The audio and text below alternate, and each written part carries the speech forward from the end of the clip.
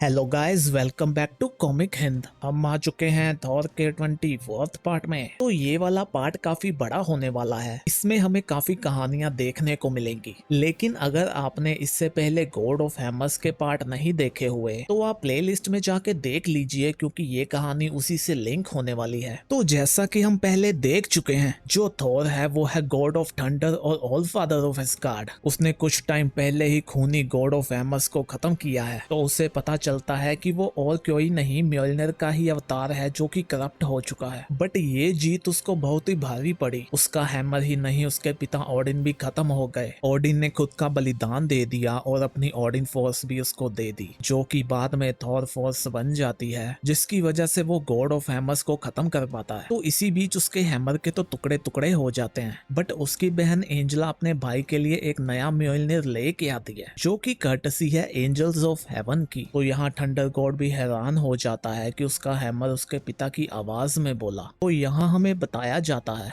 Asgard पे king की काली बारिश हुई। ये सभी के सर पे हैवी थी, जो भी स्टोन किंग को अलविदा कहने आए थे। उसकी गर्जन चिलिंग थी, उसके शब्द हड्डी को भी काटने वाले थे। हर बहते हुए आंसू और छुपे हुए आंसू के साथ तारों तक ठंडर गई गुस्से वाले और अनाथ हो चुके गॉड की एक चेतावनी, जो सभी को दी गई कि आज शोक वाले दिन टेस्ट ना लिया जाए, किसी पे भी दया नहीं की जाएगी। ओडिन के लिए, जिनको कि वन आई कहा जाता था, हेल का एक आवारा वुल्फ, दी रेवन गॉड, दी यूसर्पर, दी डिस्ट्रॉयर, दी डेसिक्रेटर, उनका नाम जो डर का एक शब्द है, वो इस टूटे हुए किंगडम में अभी वापस बचा है। Odin the giant killer, Odin the dragon slayer, Odin the all father. तो यहाँ थॉर बहुत ही निराश होते हुए कहता है, मेरे पिता अभी जा चुके हैं। तो यहाँ हम देखते हैं कि उनकी बॉडी को देखने के लिए काफी लोग आए होते हैं, यहाँ तक कि बड़े बड़े गॉड भी। तो यहाँ हम सेलेस्टियल्स को भी देख सकते हैं। तो यहाँ ओडिन को एक बहुत ही ग्रैंड विदाई दी जा रही है। तो यहाँ थॉर कहता है, वो एक परेशान आदमी थे, एक शातिर गॉड थे, एक महान और कभी न झुकने वाला किंग। वो एक कॉम्प्लिकेटेड पति थे, एक महान शैडो जो हमेशा खड़ी रहती थी मेरे भाई के लिए और मेरे लिए। वो बूढ़ा अभी एक गोस्ट बन चुका है, बट मुझे अभी भी उसका डर है। ये भी सच है कि मेरे पिता ने मुझे पागलपन की कगार तक पहुंचा दिया था, वो भी इतने टाइम कि मैं काउंट भी नहीं कर सकता। यहाँ था हमेशा जीतने वाला ओडिन, एक किंग जिसका क्राउन ब्लड का था, जिससे सभी को डर लगता था। वो किसी पे दया नहीं दिखाता था। और एक ओडिन ये भी था जिसने अपने सबसे महान दुश्मन के बच्चे को पाला, जिनको भी नीड थी उनको शक्ति दी, जिनको उन्होंने अपने ब्लड के जितना ही इक्वल समझा, उनकी काबिलियत के बल पे उनको जज किया। ऐसा लगता था कि वो उनके दिल में देखते हैं। ये उनकी खासियत थी जो मुझ में नहीं दिखती। मैं यहाँ आज कुछ भी ऐसा नहीं बोलूंगा जो आप लोगों ने पहले ना सुना हो। पता नहीं मेरे पिता ने मुझे किंगडम से कितने टाइम निकाला है,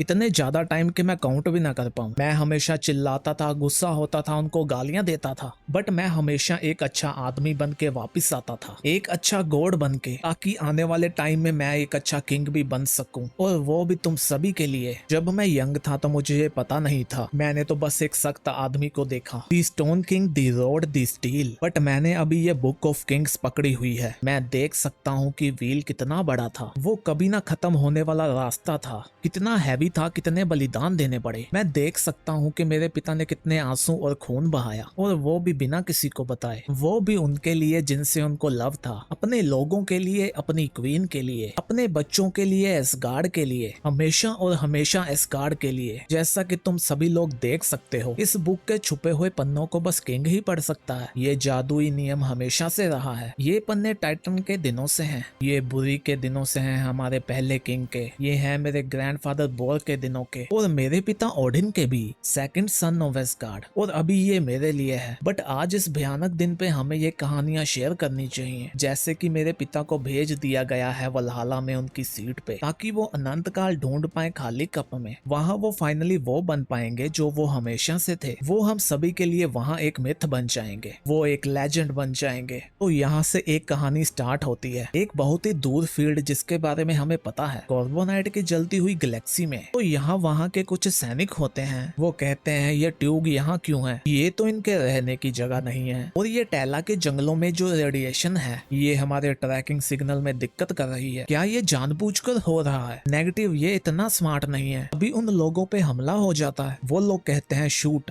शूट, वो उसको बेहोश करने के लिए गोली चलाते हैं, बट वो कुछ लोगों को खत्म कर चुका होता है। तो एक सैनिक कहता है कि जनरल, हमें हंटिंग पार्टी का क्या करना है। वो कहता है कि हमें इसको जल्दी से लैब में लेके जाना होगा, वहाँ हमें इसको आइस में जमाना होगा। वो टीम को तो रिस्क के बारे में पता था, उनको स्टेट की ओर से मेडल दे दिया जाएगा। यहाँ सैनिक उसको लेके जा रहे होते हैं। वो कहते हैं इसको जल्दी लेके जाओ, इसको होश आ जाएगा। तो यहाँ उनका लॉर्ड उनको बताता है, भाइयों गैलेक्सी के कोर में धमाका तो होना ही है। मैंने ये इमरजेंसी मीटिंग इसलिए बुलाई है क्योंकि हमें कुछ दिक्कत आने वाली है। जब महान कॉर्बोनाइट गेम हुई थी तो 10 चैंपियन को चुना गया था, उनकी साइकोलॉजिकल प्रोफाइलिंग भी की गई, 7 तो मर ही गए। 4 ने अपनी जान पे खेल के टॉक को कैप्चर किया। जब टॉक को ट्रांसमाइग्रेशन लैब में लाया गया तो बचे हुए 3 चैंपियन को टॉक के साथ टेस्ट किया गया। 2 चैंपियन खत्म हो गए और उनमें से एक बचा और वो उसके साथ कंपैटिबल निकला और वो दी प्रेडिटर बना। दी बेटा प्रोजेक्ट का भी यही मकसद था कि एक समझदार और एक खतरनाक गार्डियन बनाना जो कि हमारे लोगों को दी बर्निंग गैलेक्सी से बचाए। जो सेना है उसने असली अल्फा प्रोजेक्ट को समझा, जो कि कॉम्बिनेशन है रोबोटिक्स और आर्टिफिशियल इंटेलिजेंस का, जो कि एक असली आइडिया नहीं था हमारी रेस को गार्ड करने के लिए, बट हमारे टेक्नो प्रीस्ट ने अल्फा की प्रोग्रामिंग को पलट दिया। अभी वो जीव हमारा हो चुका है। मैंने उसको भेजा है बेटा प्रोजेक्ट को खत्म करने के लिए। वो बताता है कि इससे पहले कि वो उठ जाए उसको खत्म करना होगा।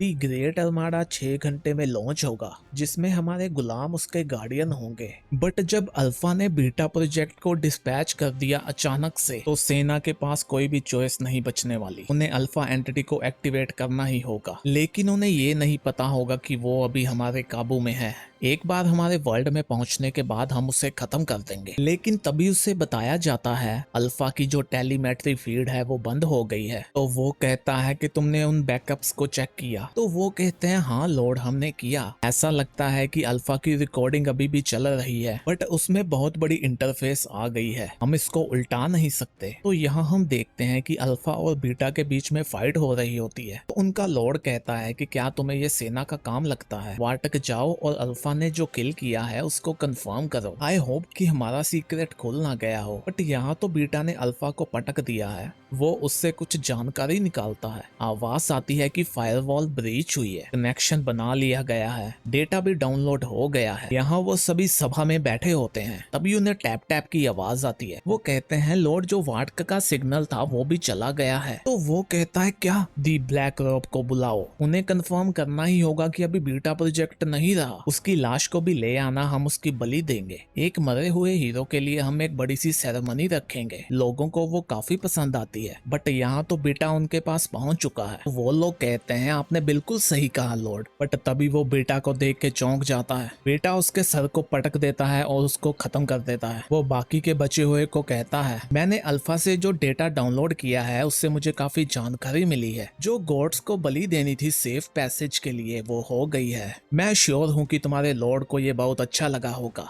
मुझे लगता है कि और बलिदान की नीड नहीं होगी। तो तुम लोग बात समझ गए ना, तो जाओ अभी अपने कॉफिन्स में। तो यहाँ वो स्कटलबट शिप के पास जाता है। वो कहती है क्या तुम मेरे नए कमांडर हो? तो वो कहता है महान बीस्ट, मैं तुम्हारा नया साथी हूँ। तो वो कहती है मेरे सेंसर बताते हैं कि तुम एक बेटा लेवल के हाइब्रिड हो। मुझे तो लगा था कि मेरा नया कमांडर अल्फा लेवल का एआई होने वाला है। तो वो कहता है तुम्हें गलत बताया गया, जो प्रीस्ट है उसने अल्फा के साथ गलत किया। मेरे कोर को डाउनलोड करो और हम दोनों को जोड़ लो। ये जर्नी स्टार्ट होने से पहले हमको एक होना होगा। तो वो कहती है तुमने प्रीस्ट को खत्म कर दिया। तो वो कहता है उसको बलि चाहिए थी, वो मिल गई। वो कहती है लॉर्ड ने अपनी बलि के लिए तो नहीं कहा होगा। तो वो कहता है कभी कभी कुछ गलत नतीजे भी हो जाते हैं, हम दोनों को चलना चाहिए स्कटलबट, टाइम बहुत कम है। तो वो भी अपने कॉफिन चेम्बर में लेट जाता है। तो स्कटलबट कहती है सभी शिप ग्रीन है, फ्लीट कंट्रोल ऑन बोर्ड किया गया है, लॉन्च विंडो सिंक हो रही है, काउंटडाउन स्टार्ट होने वाला है, स्टेटस चैम्बर को एक्टिवेट किया गया है। तो बीटा कहता है कि कुछ इमरजेंसी हो तो मुझे उठा देना। तो यहाँ वो 10 से काउंटडाउन स्टार्ट कर देती है। 1 पर पहुंचते ही वो इग्निशन हो जाता है। तो यहाँ बताया जाता है तो दी बर्निंग गैलेक्सी से 10,000 स्टारशिप एक्सप्लोड हुई स्पेस में, जो कि कार्बोनाइट रेस के डर और सुपने लेके गई। वो भी उनके फ्यूचर में जैसे कि दी बर्निंग गैलेक्सी में उनके पीछे धमाके हो रहे थे, स्कटलबर्ड भी कहती है कमांडर तुम अच्छे से सोना। तो यहीं पे ये कहानी खत्म होती है। तो अभी हम नई कहानी में आ चुके हैं जिसका नाम है दी सिडक्शन। तो यहाँ एक रिकॉर्डर पड़ा होता है जिसकी हालत अच्छी नहीं है। वो कहता है इंटरनल नोटेशन, हम बहुत ही दूर हैं। यूनिवर्स के बंजर हो चुके सेक्शन में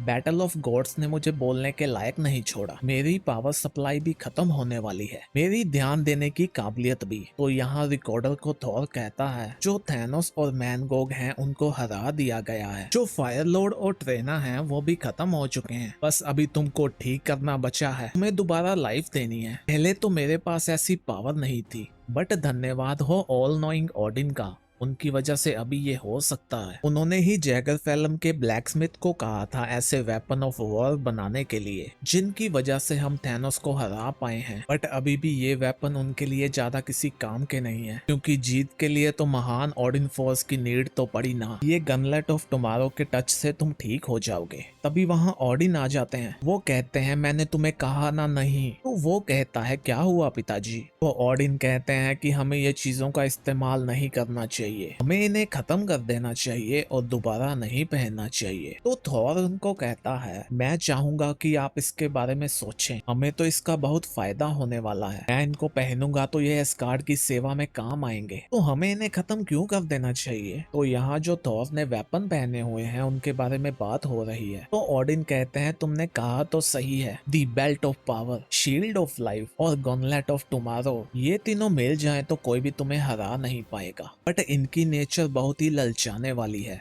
ये पहनने वाले के अच्छे कैरेक्टर को ही बदल देते हैं जब तक कि उसके अंदर से दया और मोरल खत्म नहीं हो जाता। तो बेल्डर भी कहता है जो ओडिन ने कहा है हमें उस पे शक नहीं करना चाहिए। बट थॉर उनको कहता है गॉड ऑफ थंडर कोई धागे के जैसा नहीं है जो टूट जाएगा। मैंने कितने टाइम मिडगार्ड के लिए अपनी लाइफ को जोखिम में डाला है, और एस्गार्ड के लिए और आपके लिए भी, तो मैं ये सेवा को चालू रखना चाहूंगा, तो इनके लिए मैं ये नहीं छोड़ने वाला। तो बेल्डर कहता है इतनी हिम्मत कि तुम ओडिन का कहा नहीं मानोगे। तो ओडिन बाल्डर को कहते हैं अभी ही ये वेपन के जो डार्क अवशेष हैं उन्होंने इसको खाई में खींचना शुरू कर दिया है, जल्दी ही वो इसकी सोल को भी खा जाएंगे, हमें जल्दी कुछ करना होगा। तो वो कहता है तो हमें जाना चाहिए और ये जबरदस्ती ले लेनी चाहिए। तो ओडिन कहते हैं कि उसकी शक्ति इतनी बढ़ चुकी है कि ये इम्पॉसिबल है, हमें कुछ और सोचना होगा जो मुझे भी नहीं पता कि अभी क्या होगा। तो यहाँ थॉर जाता है रिकॉर्डर के पास। वो उसको कहता है कि ये कितनी गलत बात है कि लॉयन ऑफ एस्गार्ड को ऐसा लगता है कि मैं अपना सम्मान खो दूंगा, जबकि उन्हें किसी और बात की चिंता होनी चाहिए। कहीं उन्हें ऐसा तो नहीं लगता कि इन वेपन के साथ मैं उनसे भी ज्यादा शक्तिशाली हो जाऊंगा। अभी उसको मैनगोग की आवाज आती है ओडिन सन। तो वो कहता है ये नहीं हो सकता।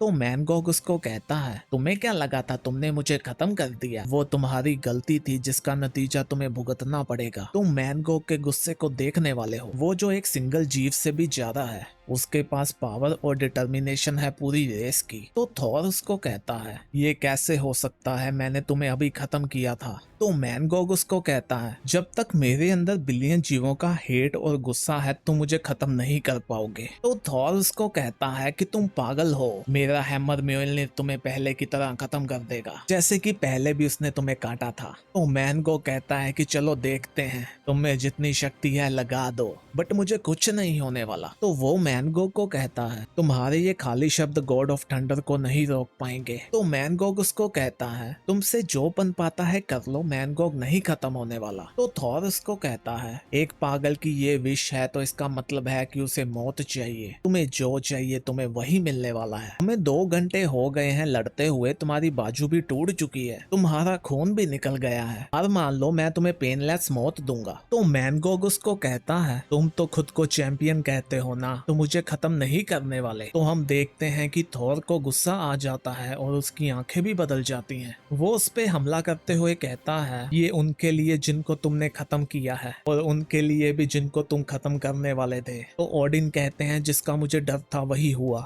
ये वेपन ने ओडिनसन के कैरेक्टर को ही बदल दिया है, ये ऐसे ही चला तो इसको ठीक नहीं किया जा सकेगा। यहाँ थॉर उसको पीटते हुए कहता है तुम खत्म हो जाओ, तुम खत्म हो जाओ हमेशा हमेशा के लिए, मैं तुम में कितने ही छेद बना दूंगा। ये गॉनलेट ऑफ टुमारो किसी की लाइफ को बढ़ा भी सकता है जो भी इसके लायक होते हैं, बट ये लाइफ को ले भी सकता है। ये तुम्हारी अंतिम सांसें होने वाली हैं। तुम में जो बिलियन बिलियन सोल हैं क्या वो फेड हो जाएंगी? ऐसा हो जाए तो अच्छा है, तुम्हारा टाइम आ गया है। पहले वाली लड़ाइयों में मैंने तुम्हें जिंदा छोड़ के गलती की, अभी मैं तुम्हें मौत की सजा सुनाता हूँ। वो अपने हैमर से उस पे हमला करने वाला होता है कि तभी ओडिन उसको रोकते हुए कहते हैं, तो तुम्हें पता चल गया क्या इस वेपन से क्या इफेक्ट पड़ता है? चलो मैं अपनी माया को भी हटाता हूँ ताकि तुम सच देख सको। तो वो हैरान होते हुए कहता है कि ये तो मैनगॉग नहीं है, ये तो बेल्डर है। बेल्डर भी कहता है कि मैं तो बच गया। तो थॉर कहता है क्या सच में ये तुम हो? वो कहता है हाँ मैं ही हूँ दोस्त, मुझे तो ओडिन ने ही भेजा था तुम्हें ये दिखाने के लिए कि उन वेपन को रखने से क्या होगा। तो ओडिन भी उसको कहते हैं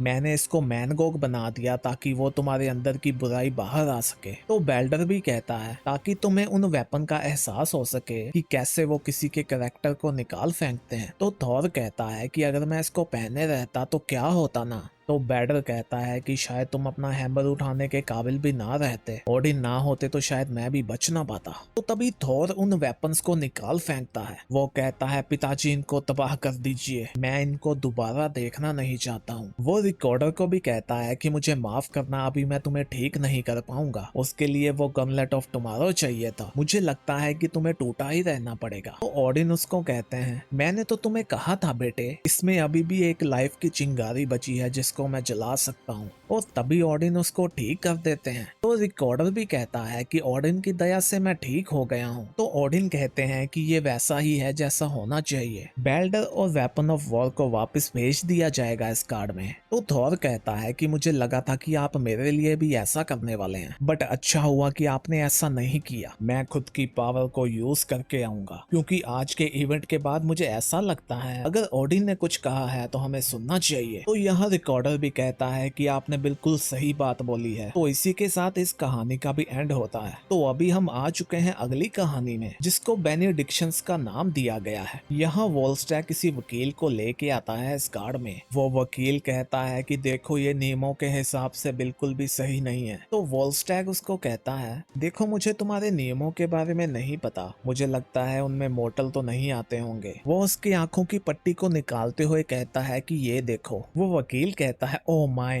वो देखता है कि उसके सामने थॉर होता है जो कि उसको कहता है बैठ जाओ, तुम्हें पीने के लिए कुछ चाहिए क्या? तो वो वकील कहता है कि नहीं मैं जॉब के टाइम पे नहीं पीता, बट मुझे आपसे एक बात तो कहनी होगी कि मुझसे काम तो मिस्टर डी ब्लेक ने लेना था ना। तो वो कहता है 6 में से एक हाफ डजन बाकी की, बट स्टिल वो होनी तो है। मुझे एक विल बनानी है जिसको मेरे लोग और तुम्हारे लोग भी माने, इसीलिए मैंने तुम्हें यहाँ बुलाया है। तो वो वकील कहता है कि मुझे तो लगता था कि तुम लोग इमोर्टल हो। तो थॉर कहता है कि हाँ वो तो है, मेरे पिता भी कितने टाइम मर चुके हैं और लोकी भी, मैं भी कितने टाइम मौत को छू के वापस आया हूँ, बट एक टाइम तो वो टच मुझे पकड़ने वाला है ना। जब भी मेरे पिता ओडिन की मौत होती थी तो पावर पाने के लिए क्योस, जेलसी और लड़ाइयाँ बढ़ जाती थी। मैं नहीं चाहता कि मेरे जाने के बाद भी कुछ ऐसा हो। तो वो वकील कहता है तो तुम कोई अपनी थॉर कॉर्पोरेशन बना सकते हो जो तुम्हारे एसेट को संभाले तुम्हारे जाने के बाद। वो देखता है कि उसको गुस्सा आता है तो वो कहता है चलो छोड़ो तुम आगे बोलो। तो थॉर कहता है कि मैंने अपनी वसीयत की लिस्ट बनाई है, तुम उसको यहाँ देख सकते हो। मैंने यहाँ लिखा है कि क्या कैसे होना चाहिए। मेरे जाने के बाद मेरे भाई बेल्डर को पावर मिलनी चाहिए। मैं नहीं चाहता कि कोई भी झगड़ा हो, तुम्हें इसे सही लीगल लैंग्वेज में डालना होगा, क्योंकि उसके बाद अगर कुछ भी गलत हुआ तो शायद इसका नतीजा तुम्हें भी भुगतना पड़े। तो वो वकील कहता है ओ अच्छा, इसके अलावा कुछ और? ये तो मुझे बिल्कुल सीधा साधा लगता है। तो थॉर कहता है हाँ, एक आखिरी वसीयत और एक काम जो मेरे हिसाब से होना चाहिए। देखो मुझे ये तो पता है कि लेटर को कैसे लिखना है, बट मुझे ये नहीं पता कि उसको फॉर्मल वे में कैसे कहा जाए, तो इसके लिए तुम मेरी मदद करने वाले हो। तो वो अपना संदेश देता है ये मिडगार्डियां धरती वासियों के लिए है, मेरे शब्दों को सुनो और उसके साथ जो हो सकता है वो करो।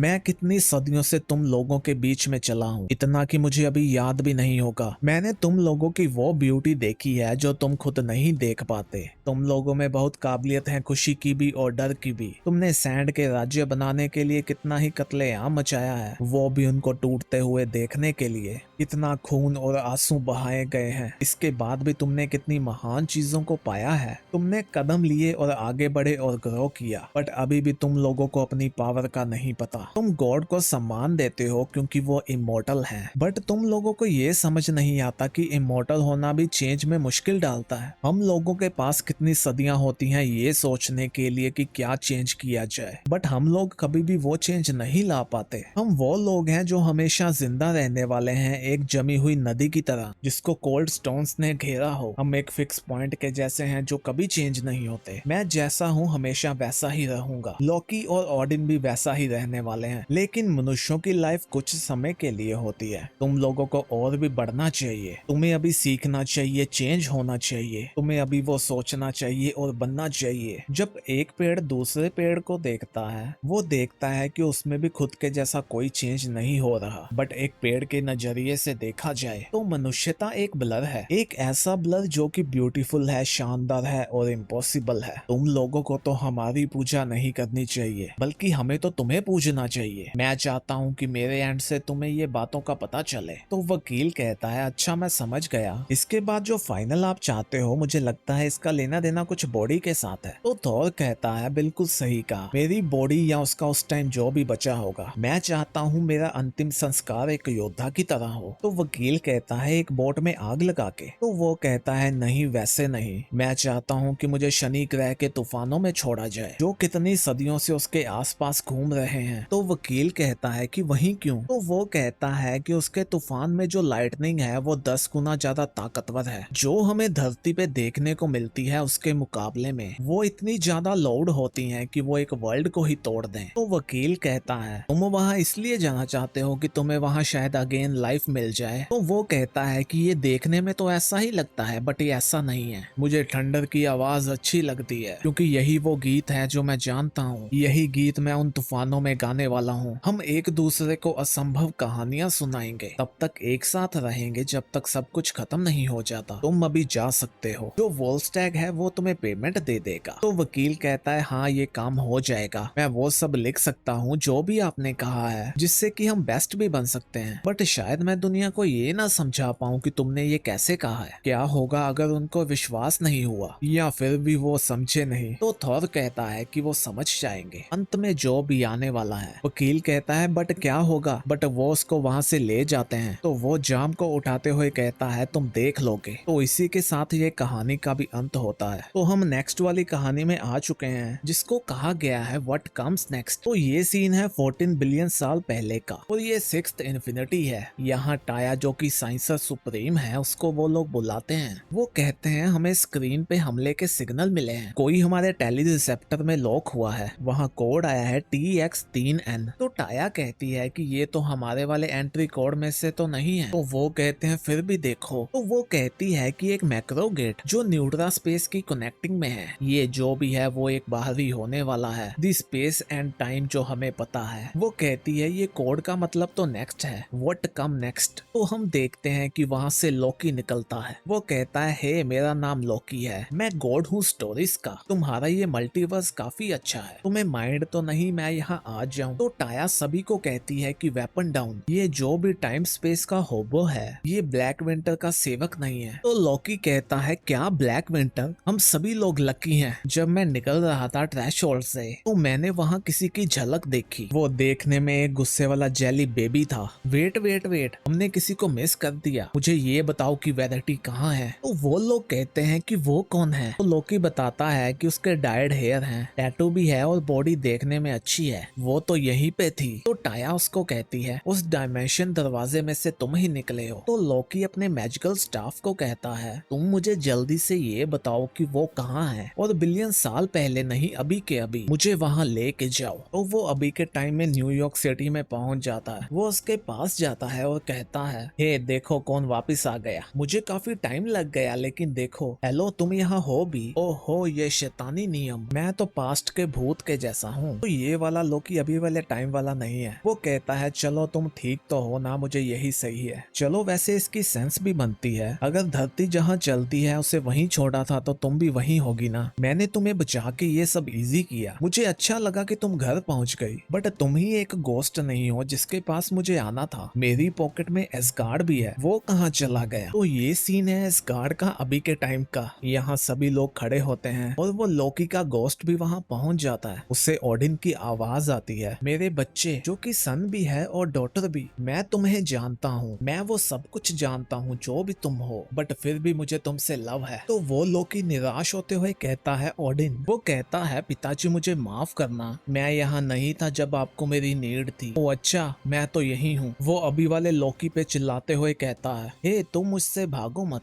क्या ये तुमने किया है? मुझे इस बात का जवाब दो। तुम्हारा हाथ तो नहीं है जिसके हाथों में स्वॉर्ड थी, यहाँ कोई तीर जो छूट गया। तुम्हें वो जॉब कभी नहीं लेनी चाहिए थी। हाथ के पीछे हाथ, एक गोड के पीछे झूठ। क्या तुमने कोई साइड ली थी लोकी? कम ऑन, मुझे स्माइल तो दो। मैं यहाँ आया हूँ इतनी दूर से, मैं यहाँ ऐसे ही नहीं आया हूँ। मैं एस्गार्ड में आया हूँ एक इडियट के जैसे। मैंने अपने खुद का फ्यूचर देखा है और इस बार मैं इसको चेंज नहीं कर पाऊंगा, क्योंकि ये तो पहले ही हो चुका है ना। मैं तो पास्ट का एक गोस्ट हूँ, एक टाइम जो जा चुका है वो भी शायद मुझे चिता पे जला दें। तो कम ऑन, अभी स्माइल करो और अपना मास्क निकाल दो, मुझे दिखाओ कि तुम कौन हो। बट अभी वाला लोकी तो उसको सुन नहीं पाता, बट वो रोते हुए वहाँ से भाग जाता है। यहाँ वो अकेले बैठा होता है तो उसके पास वही लोकी आता है जो अभी लेडी लोकी बन चुका है। वो कहती है, नहीं मुझे माफ कर दो, तुम्हें तो लगता था ना कि मुझे अच्छे से पता होगा। ये तो मेरा डर बोल रहा है, मैं तुमसे डरी हुई हूँ, मैं तुम्हारे लिए डरी हुई हूँ। मुझे डर है कि तुम पीछे की ओर चले जाओगे। ऐसा लगता है कि मेरा फ्यूचर मेरा पास्ट ही बनने वाला है। अगेन एंड अगेन ऐसा ही होगा चाहे जो भी हो जाए। बट ऐसा तो नहीं है ना लोकी, हमने मेक श्योर किया था ना कि अंत में हमारी ही जीत होगी। मैं तो पास्ट हूँ, तुम आने वाले हो। तुम कहानी को ऐसे ही कहीं नहीं लेके जा सकते। मुझे अच्छा लगा कि मुझे तुम्हें ये बताने का मौका मिला। चलो अभी ठीक है, ये लास्ट एडवेंचर है, विश मी लक लोकी। यहाँ वो वापस टाया के पास पहुंच जाती है बिलियन सालों पहले। टाया कहती है कि तुम तो चेंज हो गए हो। वो कहती है कि ऐसा होता है बट ये मैं ही हूँ, मैं हमेशा से मैं ही हूँ। तो टाया कहती है कि तुमने कहा था कि तुमने किसी पागल को आते हुए देखा था। तो वो कहती है, हाँ वहाँ कुछ चीजें थी और वहाँ पे उनका इलाका था, मुझे तो बस उनकी झलक देखने को मिली। बट मुझे ऐसा लगा कि एक की आंख तो मेरी रियलिटी के पीछे थी, जो कि मुझे लगता है कि 8वां कॉस्मोस है। तो टाया कहती है 8वां इन्फिनिटी, वो तो स्टीफन स्ट्रेंज का घर है। तो लोकी कहती है, अच्छा तुम उसको जानती हो? तो वो कहती है, हाँ इतना कि मैं उसको एक चेतावनी भेज सकती हूँ अगर तुम्हें ऐसा लगता है कि ये कॉस्मिक आउटसाइडर कोई खूनी है। तो लोकी कहती है कि अच्छा तुम ऐसा करो, मैं तुम्हारे सिग्नल को यूज करके एक दरवाजा बनाऊंगी, इस तरह मैं वहाँ मास्क की बन के भी जा सकती हूँ। तो वो कहती है, तुम अकेले नहीं जाने वाली लोकी, ये जो तुमने बताया है ना ये टाया के लिए भी एडवेंचर लगता है। तो लोकी कहती है, एडवेंचर मेरे साथ? तुम अपने मुंह को धो के आओ, हम तो बस जानकारी पास कर रहे हैं। ये रियलिटी के दिल में जाके कोई कॉस्मिक खोज नहीं होने वाली, हम वहाँ नहीं जाने वाले। तुम उसको क्या कहती हो, किसी रहस्यमय जर्नी पे? तो यहाँ उसने जाने के लिए एक पोर्टल बना लिया है। इसकी कहानी कंटिन्यू होगी डिफेंडर्स बियॉन्ड में। तो यहाँ हम आ चुके हैं अगली कहानी में, जिसका नाम है हु विल्ड हु। तो ये सीन होता है मिडगार्ड का 1 मिलियन साल पहले का। यहाँ ओडिन अपने हैमर को उठाने की कोशिश में लगे हैं। तुम बोनो के बनाए हुए लकड़ी के हैमर, मुझे तुम्हें मेल्ट करके बकरियों के लिए लैट्रिन बना देना चाहिए था। तो यहाँ म्योल्निर हैमर हमें बताती है, मुझे अभी भी याद है कि कैसा लगता था जब वर्ल्ड तुम्हारे विंड के हाथों में होता था। अपनी बनाई हुई चीजों में से गरजते हुए जाना, चिल्लाने वाला thunder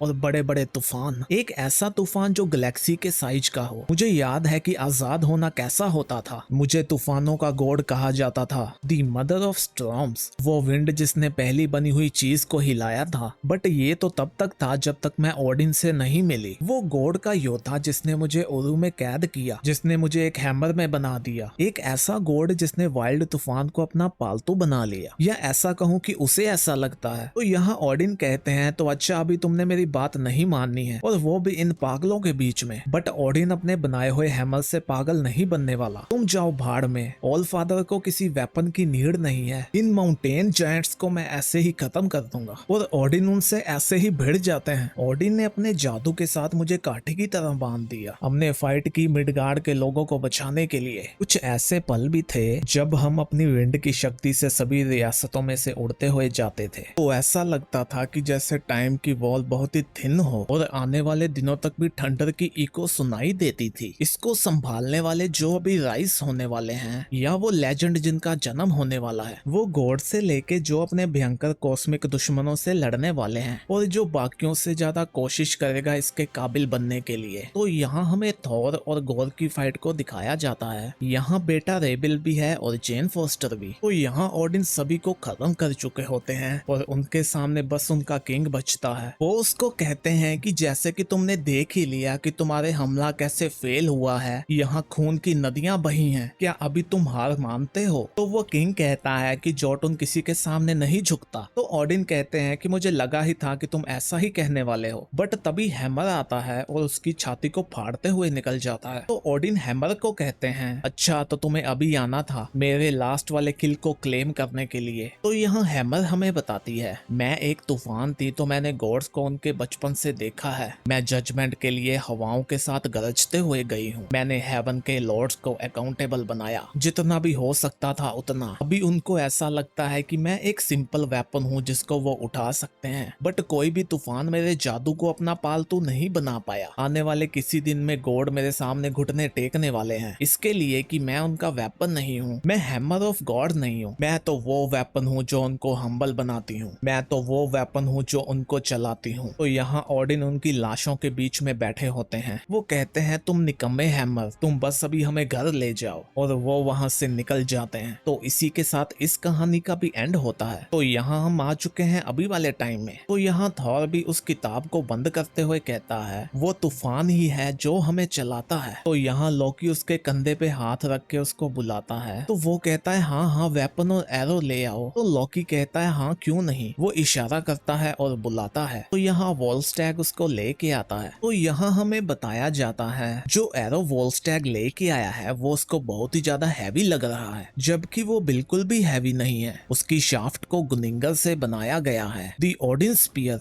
the spear of heaven, जैसा कि इसको कहा जाता है। जबकि इसके काफी डार्क वाले नाम भी रह चुके हैं। वैसे तो ये भी कहा जाता है कि ये भी भविष्यवाणी थी कि ओडिन स्पीयर से बना हुआ एरो ही उनको गाइड करेगा। जो भी उनकी फ्लाइट बनी होगी एंजल्स के विंग से। ये बो भी एक गिफ्ट था, ये एक ड्रेसिल की एक शाखा से। The world ash, the Avenger Hawkeye ने अपना लॉन्ग बो खुद बनाया था। उसने मेक श्योर किया था कि ये ताकतवर और सच्चा हो। हेला के काले बाल से बो के धागे को बनाया गया है, जो कि गॉडेस ऑफ डेथ है। ये नेफलहाइम का एक गिफ्ट भी था और चेतावनी भी। चाहे जो भी मैसेज था, थॉर को उसकी बिल्कुल भी परवाह नहीं है। जो इसका हेड है उसको एटर्नल फ्लेम ऑफ मुस्फलहाइम से बनाया गया है और उसको वर्ल्ड ट्री के रस के साथ चिपकाया गया है। वो हेल के जितना डीप उसके हाथों में जल रहा है। उसने कुछ नहीं बोला। आज थॉर अपने पिता की अंतिम रस्में करने वाला है ताकि वो उनको घर भेज सके, जो कि है वल्हला में। तो यहाँ उनके शव को घोड़े से निकाला जाता है और आसमान की ओर फेंका जाता है। तो यहाँ थॉर सिफ को कहता है कि तुम्हें क्या दिख रहा है। तो सिफ उसको कहती है, जो भी सबसे शक्तिशाली हैं वो तुम्हें देख रहे हैं, जो कि बहुत ही अजीब लगता है। तो वो कहता है कि ये सबसे महान गॉड की शव यात्रा है, ये तो सभी देखेंगे ही। तो सिफ कहती है कि ऐसा नहीं है कि वो ओडिन को देख रहे हैं, वो तो देख रहे हैं आपको। तुम शायद उनको अभी ना देख पाओ, बट 3 मिलियन अलग अलग वॉरशिप का निशाना तुम पे है, बैटल प्लैनेट्स और बोनो के जंप स्टेशन का भी।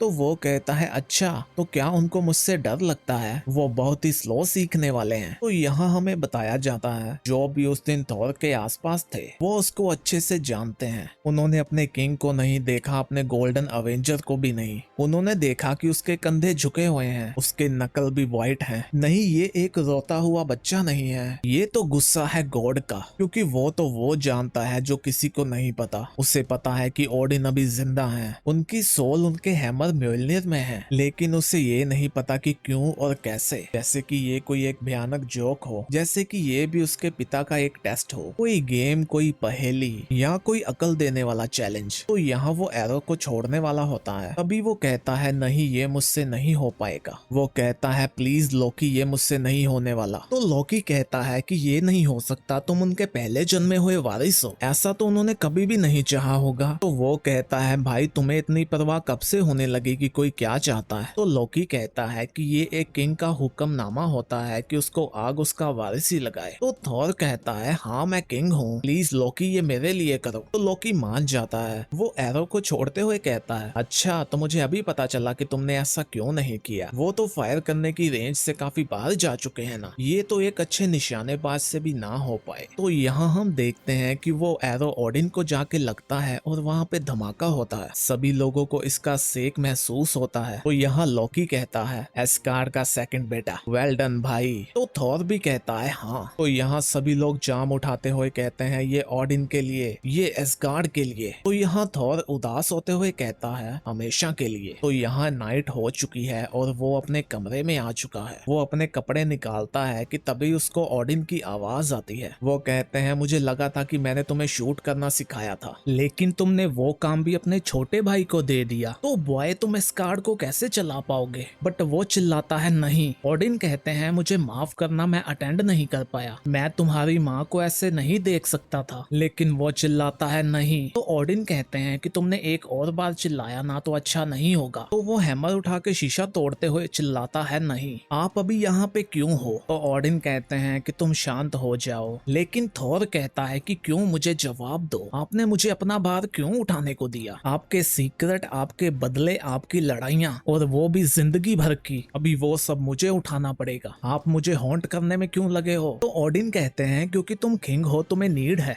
तो वो कहता है अच्छा, क्या मैं अभी किंग हूँ? क्या मुझे आपकी नीड है? तब नहीं थी क्या जब ब्लैक विंटर मेरी सोल के लिए आया था? या जब आपका जादू टूट गया था, उसकी मुझे कितनी भारी कीमत चुकानी पड़ी, वो भी हमारे किंगडम और हमारी जिंदगी को लेके। अभी जब वर्ल्ड ट्री भी ब्लैक हो चुका है, जब आपकी क्वीन चाहती है कि अब आप उनसे बोलें, आपको उनकी चिंता नहीं है, आपको बस अपनी चिंता है, तब नहीं याद आया जब मैंने अपने डार्क वाले टाइम से आपसे प्रे किया था, जब ये क्राउन मेरे लिए इतना हैवी हो गया था कि मुझे ऐसा लगा कि ये मुझे दबा देगा। अब तो आपको ऐसा नहीं लगा, तो अभी क्यों?